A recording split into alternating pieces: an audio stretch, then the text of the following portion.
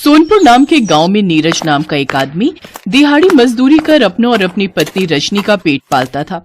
एक रोज जब नीरज काम पर जाता है तो उसका मालिक उससे कहता है, अब से तुझे काम पर आने की जरूरत नहीं है। मुझे दुकान में इतना मुनाफा नहीं हो रहा कि मैं तुझे पैसे दे सकूं, इसलिए ये ले अपना हिसाब और चलता बन, चल। इसके बाद नीरज सारा दिन काम की तलाश में इधर उधर भटकता रहा, लेकिन उसे कहीं और कुछ काम नहीं मिलता। शाम को वो जब घर लौटता है तो उसकी पत्नी ने उसकी मनपसंद अंडा बिरयानी बनाई थी, लेकिन नीरज बिना खाना खाए ही सोने चला जाता है। ये देखकर रजनी उससे कहती है, सुनिए, आज आपकी मनपसंद अंडा बिरयानी बनाई है, आपने वो क्यों नहीं खाई? मेरी नौकरी चली गई और तुम्हें अंडा बिरयानी की पड़ी है। अब काम नहीं होगा तो घर कैसे चलेगा? आप खाने पर गुस्सा क्यों निकालते हो जी? काम आज नहीं तो कल मिल जाएगा। चलो उठो, अब ये गर्मा गर्म अंडा बिरयानी खा लो। नीरज को भूख लगी थी, इसलिए वो बिरयानी खाने बैठ जाता है। बिरयानी खाते ही नीरज रजनी से कहता है, वाह रजनी, तुम्हारे हाथों की अंडा बिरयानी में तो कमाल का जादू है। दुनिया के सारे गम पल भर में दूर कर दे, ऐसा स्वाद का नशा है तुम्हारी बिरयानी में। अरे तुम्हारे आगे तो दुनिया के बड़े बड़े होटलों में काम करने वाले शेफ भी फेल होंगे, मैं दावे के साथ कह सकता हूँ। हाँ। अपने पति के मुंह से ये बात सुनकर रजनी को एक आइडिया आता है और वो नीरज से कहती है, वैसे कह तो आप सच रहे हैं, मेरे मायके में भी सब मेरे हाथ की अंडा बिरयानी की तारीफ करते नहीं थकते थे।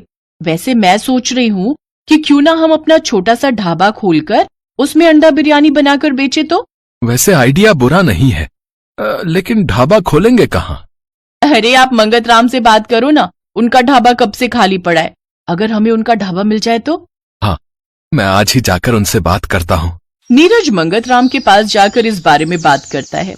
ठीक है, लेकिन मुझे उस ढाबे का किराया पूरे 15,000 महीना चाहिए। बोलो दे पाओगे? मंजूर है तो बोलो। मालिक, कुछ महीने हमें मुफ्त में काम करने दीजिए, फिर जैसे ही धंधा जमेगा मैं आपको हर महीने किराया दे दूंगा। देखो तो, जेब में तुझ भिखारी के पास फूटी कौड़ी नहीं है और चला है धंधा करने। तू तो ढाबे की जगह अंडा बिरयानी अपने सर पर बड़े से बर्तन पर रखकर गली गली जाकर बेच, क्या पता एक आधा ग्राहक मिल ही जाए। नीरज उदास होकर वहां से चला जाता है। रास्ते में लौटते वक्त उसे एक पुराना सा टूटा फूटा ठेला दिखता है। उस ठेले को देख नीरज को एक आइडिया आता है। क्या हुआ जी, कुछ बात बनी क्या? मिल गया ढाबा? हाँ, ये देखो हमारा चलता फिरता ढाबा। नीरज रजनी को सारी बात बताता है। फिर वो उस ठेले की मरम्मत करता है और उसे रंग करके अच्छे से तैयार कर देता है। अगली सुबह रजनी बड़े से बर्तन में अंडा बिरयानी बनाकर तैयार कर लेती है।